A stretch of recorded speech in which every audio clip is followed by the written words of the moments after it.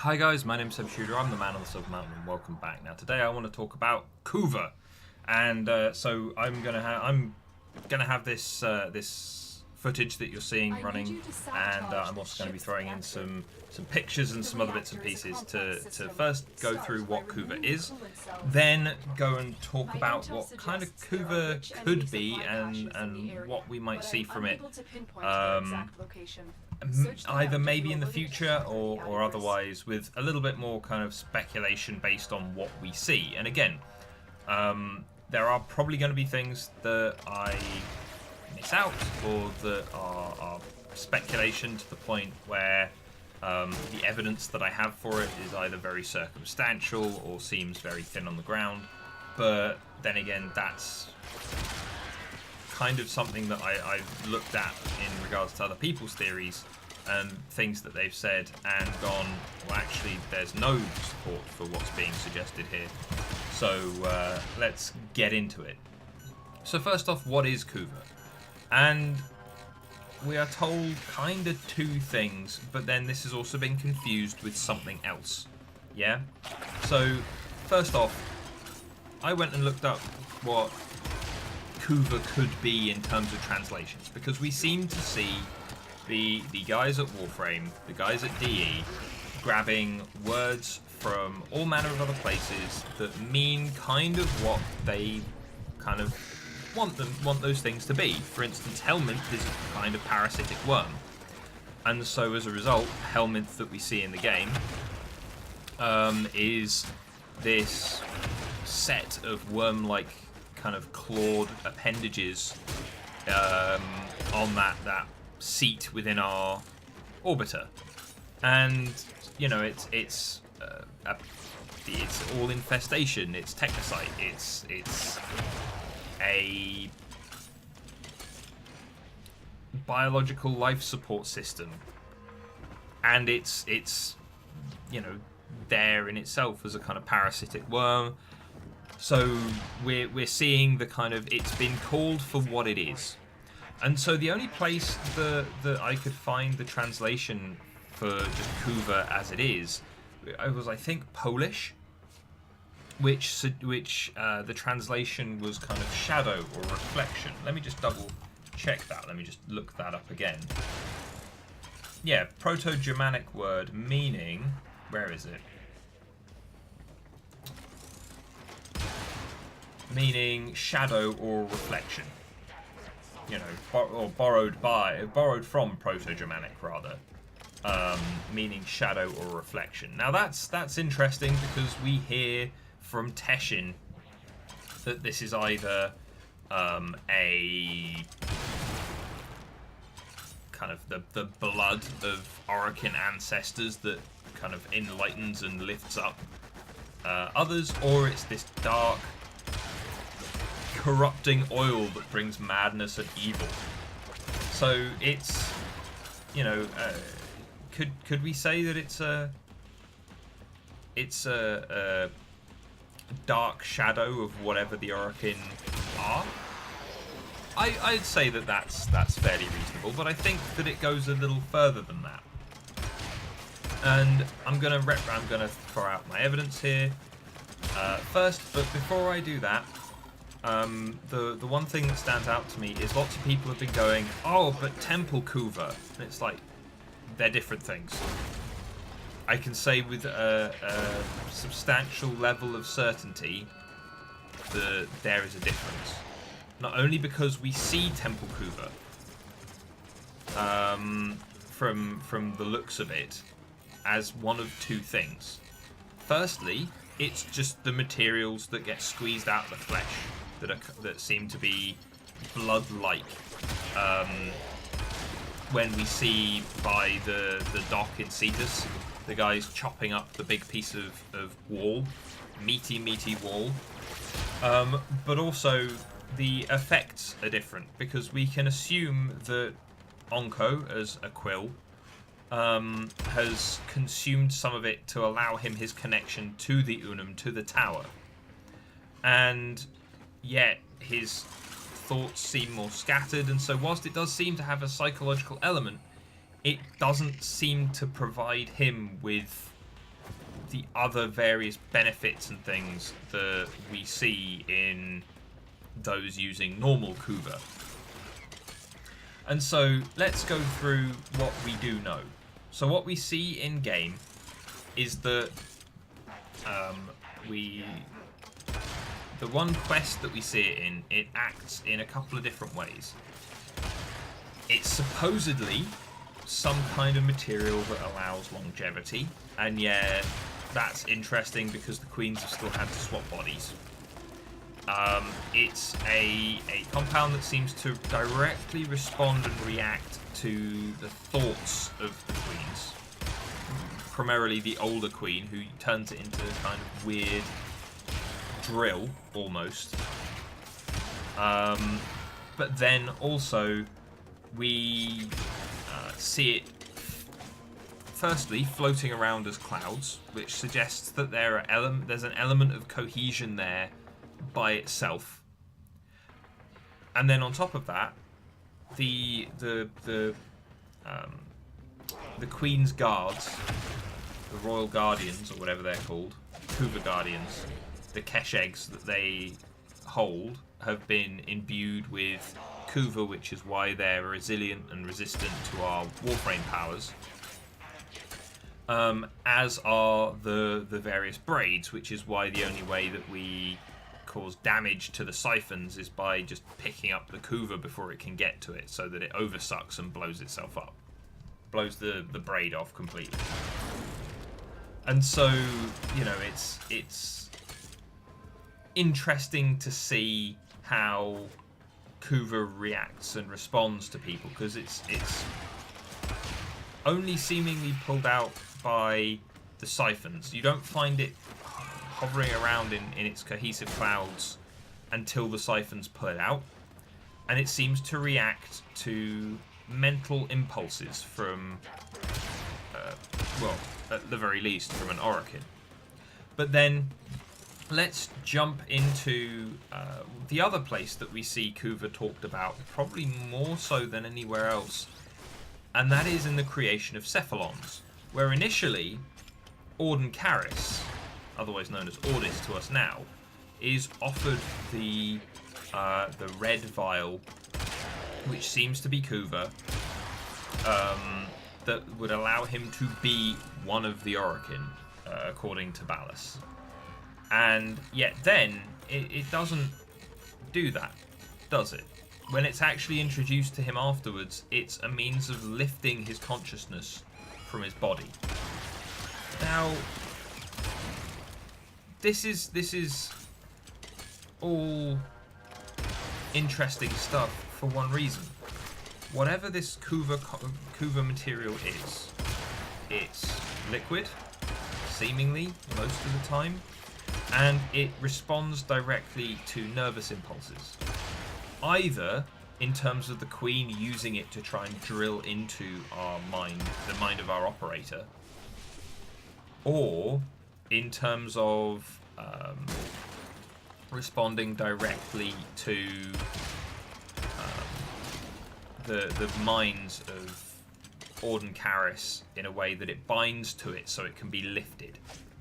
And I feel like this might be what we're seeing in the continuity ritual as well, where the Kuva is more a case of this material that is binding with the brain, picking up the neural patterns, the mapping itself to neural pathways, so that when it comes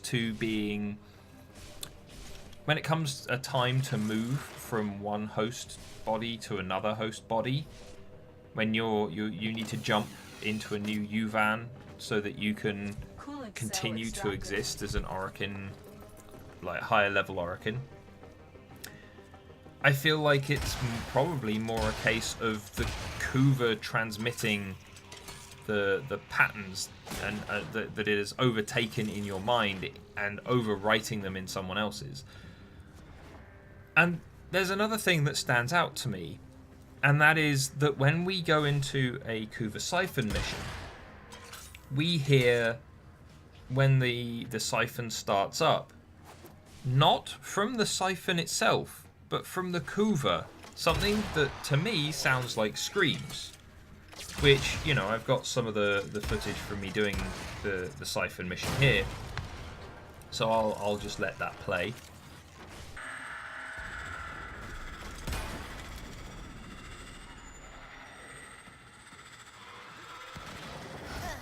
Look at that scrawny.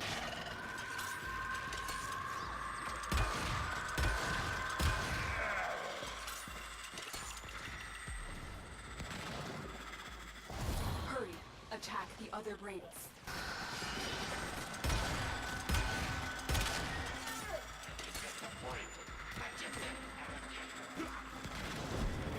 That machine, it's using your energy to... This is bad. Destroy it.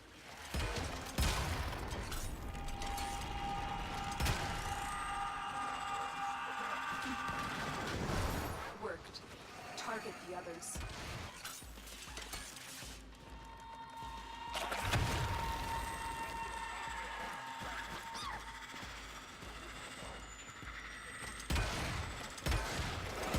Double, double, toil and trouble. The puppets dance while the chamber bubbles.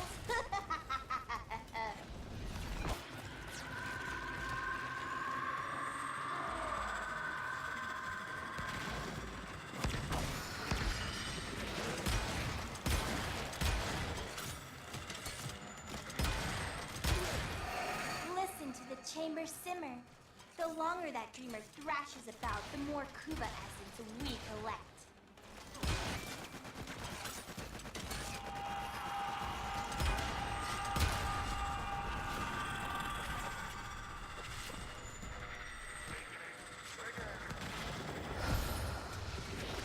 You useless balls of festering flesh.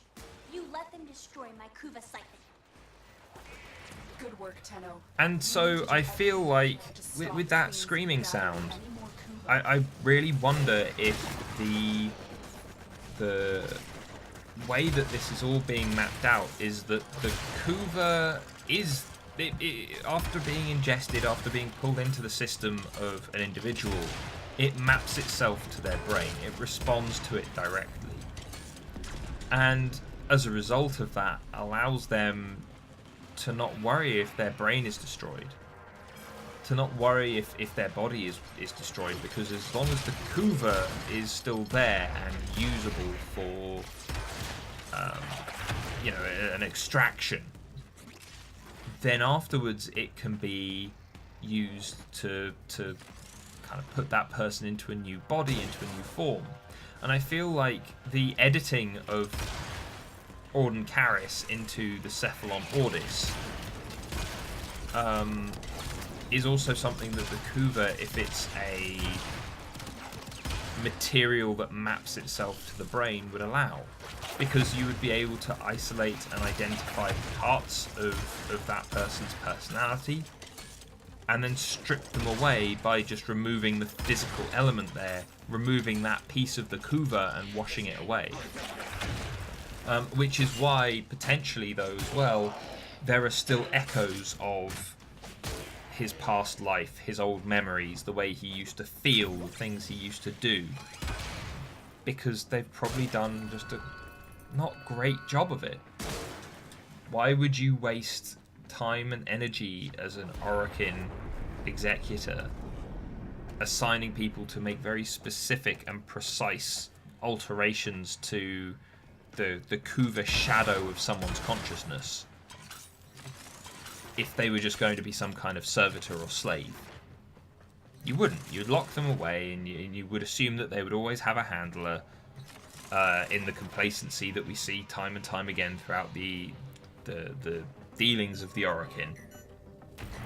And so, you know, now we see the result of that, which is after over time, without handlers, without people monitoring, yeah, the memories came back, suggesting that not everything that the Kuva does was easy to kind of erase. And so then, though, the next thing that we see as well is it makes our Warframe abilities useless. And I was thinking about this, and I'm like, but the way that we generate the Warframe abilities is by channeling our void energy into this safe shell. And the way we do that is through somatic link. Very much more a psychic connection in the way that we're transmitting our neural impulses from our real body into our Warframe, rather than anything else. And it's like, well then, if Kuva is a neurally reactive compound, then it would make sense that potentially a form of Kuva, or a process that used Kuva to treat something, would also allow for the opposite to be true. You know, the same way that you can apply certain materials to something to make it more conductive, or treat it with the same material in a different way to make it less conductive. You know, it's something that can be used in that way to probably more block our somatic influence over whatever it is that we're firing at them, rather than anything else. And so, you know, it's an interesting set of things here. Now, looking at the Kuva Fortress and what we've got on the Kuva Fortress, they've got a lot of Kuva. They've been probably out here for a while, and if we look at these places that I'm running through right now, that I'm taking a look at, they've got these big tanks that could fit us, maybe 2 or 3 of us crouched down inside these big tanks quite comfortably, and yet they are they're not being used for anything. And we know that regardless of which choice we made at the end of the War Within, whether we chose to spare the Queen, let Teshin kill her, or we kill her, it still comes down to the Worm Queen, the younger sister, still suggesting that the sister is alive, she's just unwell, she'll be coming back. And if the one thing to take into account is that she has to come back, because there was a choice to spare her in the first place. So, regardless of what we do or what we did, the Elder Queen is still around. But she needs apparently a very large amount of Kuva. And it can't be to build a new body, because Kuva doesn't seem to be involved in that at all. But it does seem to be that she requires a large amount of Kuva to, firstly, sustain the troops, the Guardians and the Siphons that they're using to gain more Kuva. But also, it seems to be that they require a lot just to get the older Queen functioning again. And we have to remember, going back to the poem that we looked at last time from the Curia, that the Queens were shunned by the Orokin, and then they had to fight to survive. And then they kind of took this empire through essentially force of will. And so the thing that stands out to me, though, is, would they have issue with essentially vacuuming up all the souls, or the soul equivalents of other Orokin? I don't think they would. And there are items and artifacts in and around the Kuva Fortress lab that we've been looking at now, that we don't see anywhere else. Specific containers that have been smashed and put back together, other items and things kicking around the place, and it's like, they are obviously looking for certain things, but other Orokin isn't that. They're looking for ways to solve the cloning problem, to grow and be better, so that they can be more comfortable. But they're not looking to bring back the Orokin at all. So having the Kuva that used to be Orokin, that used to be Executors and Sectaris class and whoever else floating around, free for them to pick up however they like and use however they wish. I don't think they would care that potentially they could save other Orokin with that. But we'll have to see. It would be interesting to see if the Twin Queens actually came back through use of Kuva as, or at least the older Queen, as something bad or worse. And also, considering that I've mentioned this before, with DE putting a lot of the same stuff that they've put into the game from Dark Sector, because Dark Sector was, oh, well, we're not sure if we're going to be able to make the game that we want to make, we're going to have to make this. And now that they're able to make Warframe, they're going, right, now we can make the game we want to make, so we'll just reuse all those ideas, reuse all those story elements and things that we wanted to play on before. And in that, we did see, in Dark Sector, we did see that there was the older alien race that were actually seemingly alien. And so I feel like that's that Kuva is going to play a role in us finding out more about kind of the origins of the Orokin and where all of this comes into play. So either way, guys, I hope you've enjoyed the video. I hope you found this interesting.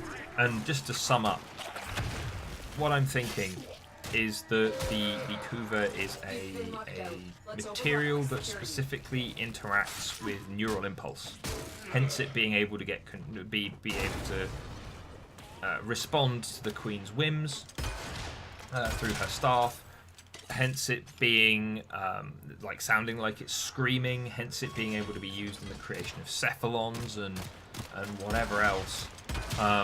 And how it's able to block our powers from the Warframe, but not void energy in its purest form shot straight from us. You know, there's a lot of interesting little bits and pieces here that I am looking forward to seeing explored in the future, because Kuva at the moment, even with the number of scans, I think I've got something like 20 to 30 odd scans, if not more, of the stuff, when I think you only need like 3. Breach complete. Free to proceed. It's got no lore entry in the codex. It's just this free floating cloud. And so I'm going to be interested to see what kind of insight Ballas gives us when we actually get to meet him in person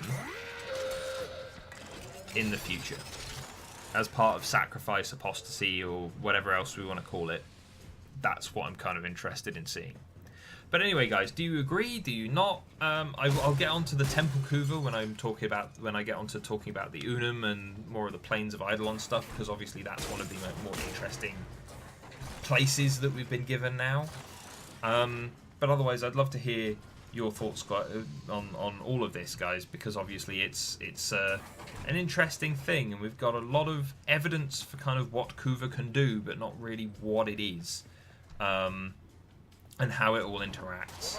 So either way, guys, thank you very much for watching, and I'll see you in the video tomorrow. Take care. Thank you very much for watching, guys. If you enjoyed this video, then please drop us a like, share this video, and subscribe for more, and I'll see you in the video tomorrow. Take care.